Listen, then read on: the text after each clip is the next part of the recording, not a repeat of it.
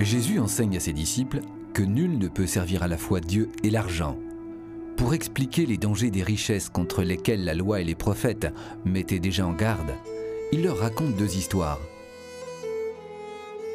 Un homme riche faisait chaque jour des festins somptueux.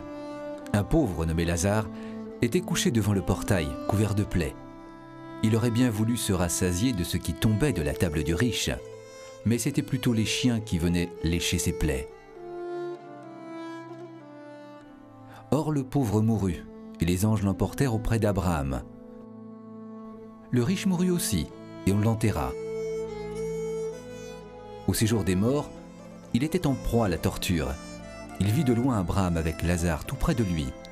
Alors il cria « Abraham, mon père, prends pitié de moi et envoie Lazare tremper dans l'eau le bout de son doigt pour me rafraîchir la langue, car je souffre terriblement dans cette fournaise. » « Mon enfant, répondit Abraham, rappelle-toi, tu as reçu le bonheur pendant ta vie, et Lazare le malheur. Maintenant il trouve ici la consolation, et toi, c'est ton tour de souffrir. »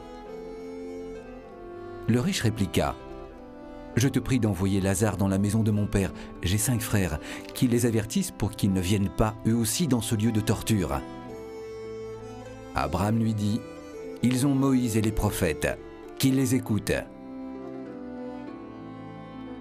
Le scandale de cette histoire n'est pas qu'il y ait un riche et un pauvre, Lazare, mais que le riche ne partage pas.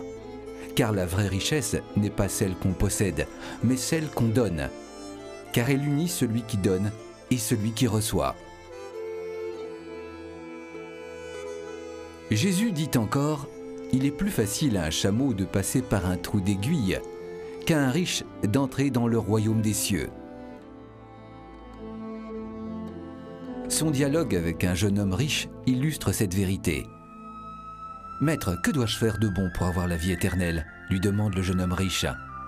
Jésus lui répond « Si tu veux entrer dans la vie, observe les commandements. » Le jeune homme lui dit « Tout cela je les observe. Que me manque-t-il encore ?»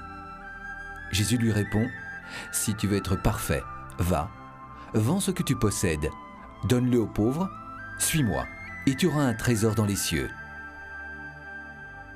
À ces mots, le jeune homme le quitta, attristé, préférant conserver ses biens.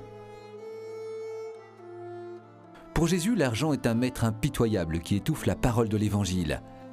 Il arrête sur le chemin de la perfection les cœurs les mieux disposés à accueillir l'unique trésor, Jésus lui-même.